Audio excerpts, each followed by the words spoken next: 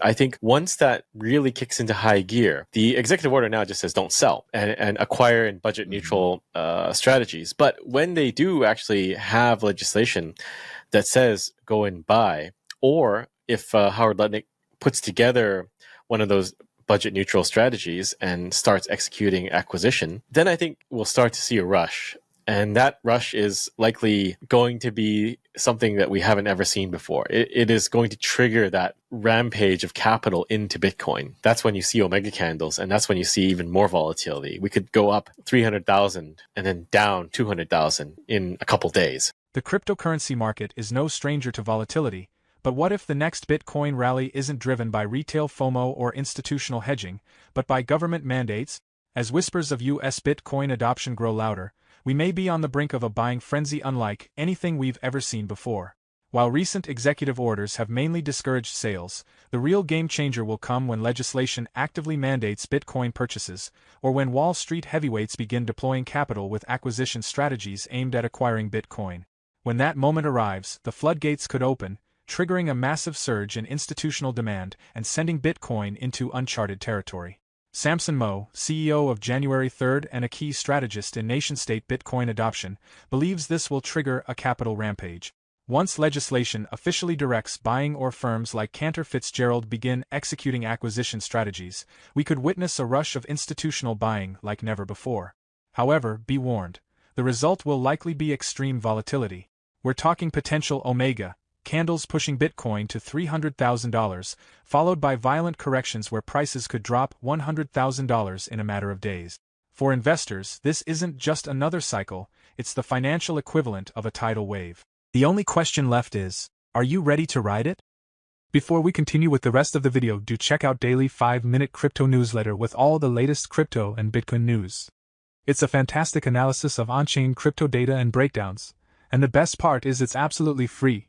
They'll cover expert predictions, breakdowns of on-chain crypto data, and any breaking news you need to know, all in a nutshell. Click the first link in the description and enter your email to join over 50,000 others in becoming a better crypto investor right now. Eventually, people will demand to be paid in Bitcoin because, their suppliers, like the grocery store or department store, whatever, will want Bitcoin too. So it's just like an amplification of demand from all parts of society that want Bitcoin. So eventually you working for a company will have to ask the company, like, pay me in Bitcoin because I can't buy groceries with this paper anymore. But hyperbitcoinization depends on how you define it, but I define it as the point at which you no longer need to convert Bitcoin to fiat anymore. You can just live on a Bitcoin standard and earn sats and spend sats. But I believe it's coming faster than most people would expect because these types of changes in money, in the base money that everyone uses, are very quick changes. It's not a slow, gradual progression where, in 2 years, maybe we'll be at 20%, and then another 2 years we'll be at 40%. It's quite exponential because when most people stop wanting the fiat, then everyone stops wanting the fiat because it's like a race against time to get rid of the fiat and get into something harder, which is Bitcoin. I would say we'll look back at the period up till 1971 as the monetary dark ages, this period of time in which nothing really made sense. Because if you think about it, when we went off the gold standard, all of a sudden, this paper that was designed to represent gold, it's a IOU for gold, suddenly was disconnected. And you could now take this paper, and whoever can print the paper can make more of it to buy back that asset that was supposed to be represented by that paper. So it's like bizarro world. Nothing really makes sense anymore because you have a relatively finite hard asset in gold, and you have, a representation of that asset in terms of paper or digital paper, whatever you want to call that. And now this can buy all of this. So if you really think about it and you sleep on it and you mull it over, it's like wacko that suddenly this valuable thing can be bought by this worthless thing. And this is sort of the conclusion of that experiment. And I think we'll look back in 50 or 60 years, historians will look back and say, wow, I can't believe we were so primitive that we were led to believe that, this piece of paper had value. And that's sort of the realization that they'll look at it. Not, it's like Bretton Woods type, we agreed to do something, but it's just, we were all insane for decades using paper. We had a call with some people working in a country that is possibly right for Bitcoin nation state adoption. And they were telling me, like, this is a problem here, this is a problem, and this is a problem. And I'm like, well, just Bitcoin can fix all of those things, right? So the solution is so simple. And maybe it goes back to what I was saying earlier, like, it's so simple, people just don't want to acknowledge that it is that simple, that the money is broken, and that's it. But as to why Joe Rogan doesn't get another Bitcoiner on, I think he had Antonopoulos on at some point, but yeah. I don't really know. Maybe we're just really bad at getting on Rogan. Like, I always see him tagged, and people suggest, Saylor should go on, Adam Back should go on, and even me. But he never reacts. So maybe we just have to direct our efforts better to get somebody on. But yeah, it's not a hard problem to solve, because I think any of us could make an excellent guest and talk about all these things. And I don't think it's a conspiracy from his part that he doesn't want to get the solution. But, there's always a hotter topic that will generate more views than the money is broken, unfortunately for us. But, once people are interested in Bitcoin, I think it's really hard to look at anything else and think that, well, yeah, I can ignore the money and we can just talk about these other problems, because, that's like kind of where we are at. We see every problem going back to the root cause of the money being broken. And that's all we think about. Fixing the problem it really requires a lot of conviction and a lot of thinking and a lot of action. American Hodl went on one of his tirades recently, and he said something, I don't know if he scripted it or what, but it was really, really well said. He's like, fix your shit, get your shit together, and buy your Bitcoin. And, that's not easy to do. Everyone has things that they're worried about, they need a new toaster, they need a new TV, and they've got a vacation plan somewhere. And to fix your shit and buy your Bitcoin means you have to stop some of those other extraneous things that you have planned already in your life and buy your Bitcoin. So yeah, it's a difficult thing. It's like telling a kid to take their medicine, right? They don't want to take the medicine. It doesn't taste good. And it's the same with coming to that realization that oil spill is the problem, and you kind of need to fix that before you fix anything else. Bitcoin surged over 1.5%, reaching $84,900 on Saturday, breaking free from a 3-month downtrend. This sudden spike was fueled by a shift in global economic dynamics after the Trump administration released new tariff guidelines, offering exemptions for key imports like smartphones, computers, and chips. The U.S. Customs and Border Protection's list revealed that products previously hit with a 125% tariff from China would now be exempt, signaling a surprising shift in trade strategy. This move marks a significant change in the U.S.-China trade war, with the U.S. effectively conceding on over $60 billion worth of smartphone imports annually. The market's response? A strong bullish rally in Bitcoin, which could signal the start of a much larger trend. This shift aligns with the Omega Candle formation, a market signal that often predicts powerful bullish rallies following extended downtrends. But this isn't just about tariff. It represents broader economic concessions, with Bitcoin emerging as the go-to asset as trust in traditional financial systems wanes. As the bond market pushes for concessions and disinflationary pressures mount, the stage is set for Bitcoin's explosive rise. According to SAMSON MOW, this isn't just a market reaction, it's the beginning of a financial revolution. Let's now watch more clips from the interview.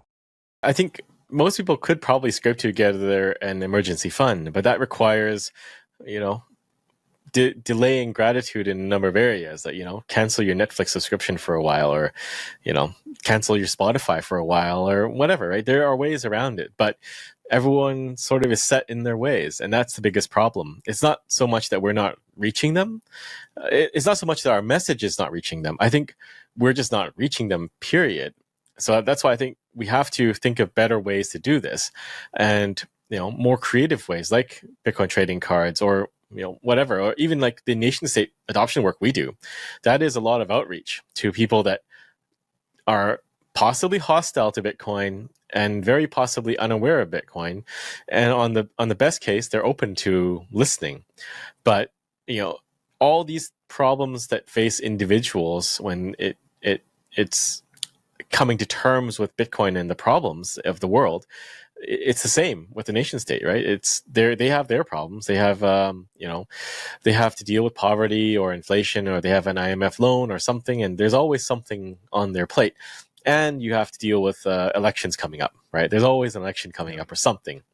So everyone's just really busy, and you kind of need to pause, take a breath, and look at the whole big picture from a first principles perspective. And that's really difficult for people to do. They're just on autopilot. And I guess this is why the term NPC is out there, right? They're just, doing their thing every day, and next day reset, do it again.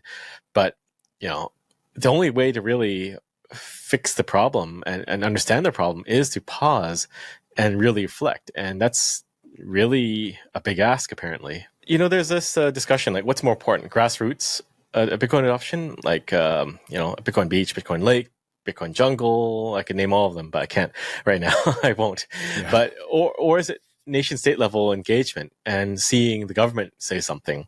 And I think grassroots is very important because it's very real. And it is these people actively rebooting themselves, rebooting their minds to understand this problem and understand Bitcoin. But the nation state stuff is also very important too, because, just imagine a country full of people that are on autopilot. If the government says, yeah, we're looking into Bitcoin, or we're setting up a special economic zone so people can pay in Bitcoin, or we're looking at Bitcoin policy, or we're setting up a Bitcoin strategic reserve, that is where the people on autopilot listen, right? Like, unfortunately, people still, they pay very heavy attention to the people in charge, or to wealthy people, or people of influence, or even the mainstream media to some extent. Less so now, but still, you have to go through these channels, I think, if you want to reach everybody. And this is why I think it's kind of, it's not useful that we're all, like, a lot of Bitcoiners are going to Nostr, because that's just an echo chamber. I'm just going to say it. It's an echo chamber, and you're not reaching anybody new, because it's nobody that is not already into Bitcoin going there. Very unlikely. So you kind of need to stay where the people are. And this is why I don't really go on Nostr much. I'm still mostly on X, because that's where most people are. And that's where all the interesting engagement comes, when you have conflict between us and no coiners, and us and, pre-coiners, and us and the haters. That's where the interesting stuff comes out of. So by just going off and saying, yeah, I'm leaving this, I'm going here, it doesn't really spread the message at all. And it doesn't increase the size of the audience, and it doesn't increase our reach. So we did see a case of this in Suriname. So we were engaging with the central bank there to allocate 1% to Bitcoin. And this is before the SBR, right? Like, we kind of knew it's going to happen. And we were telling them, you could do this. And they were interested to do it. And then after we left, we actually went there to meet with them. And then after we left, the World Bank went to visit, and then everything went quiet. So you don't really get to see a lot of things happening out in the open, right? All this economic hitmanning is largely done quietly and behind the scenes, and it's just exertion of force from behind closed door and, quietly. But the interesting thing with the IMF in El Salvador was that was kind of out in the open, very public and very transparent, right? El Salvador passed their Bitcoin law and went all in on Bitcoin, and you could see that it's a struggle between a sovereign country and one of these supranational organizations. And it was very much publicly aired. So that was a very novel case where you can actually see the battle in the public eye. Like, they're releasing research, quote unquote, and publishing articles in various formats and newspapers criticizing the adoption and explaining the risks, because they can't really just do that kind of quiet quelling of the rebellion. They are limited in when they can apply leverage and what leverage they can apply.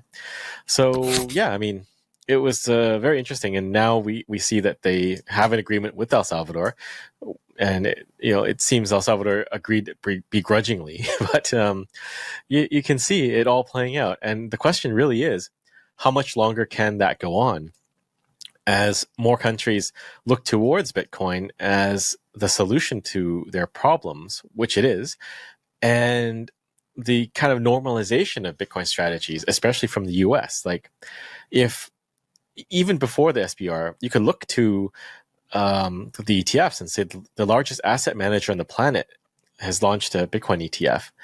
Why wouldn't a poor country allocate some of their capital, some of their reserves to Bitcoin in some way, just as a prudent asset management strategy, which, in theory, every central bank of every country should be doing if that is their mandate, to stabilize prices and ensure economic stability. As Bitcoin gains momentum, the surge in accumulation by long-term holders is fueling optimism in the market. Since April 6th, the long-term holder net position change has turned positive, signaling a shift from selling to stacking. With Bitcoin up 12%, this positive momentum, combined with a favorable funding rate, sets the stage for a potential price surge, with Bitcoin eyeing a breakout above $85,000 and possibly reaching $87,730. SAMSON MOW emphasizes the importance of both grassroots adoption and nation-state engagement for Bitcoin's future. While grassroots movements like Bitcoin Beach and Bitcoin Jungle are essential in educating individuals and fostering local economies, nation-state adoption plays a crucial role as well. Governments have the power to legitimize Bitcoin by integrating it into their monetary systems, as seen with El Salvador's Bitcoin law. Such moves attract public attention and can accelerate Bitcoin's global acceptance. MOW highlights that Bitcoin's adoption requires both grassroots initiatives and state-level recognition. If more governments start to view Bitcoin as a strategic asset, much like asset managers are increasingly launching Bitcoin ETFs, the cryptocurrency could become a core component of global financial systems. Bitcoin's growing accumulation trend suggests that long-term holders remain confident in its future, and if institutional and governmental support increases, Bitcoin's potential to reach new price milestones seems more likely than ever. As we wrap up, with Bitcoin's growing demand, do you think we'll eventually reach a point where there's no need to convert Bitcoin into fiat currency? Let us know your thoughts in the comments below. For more Daily Dose Crypto news, check out these 2 awesome videos on your screen. Click now and we will see you on the next video.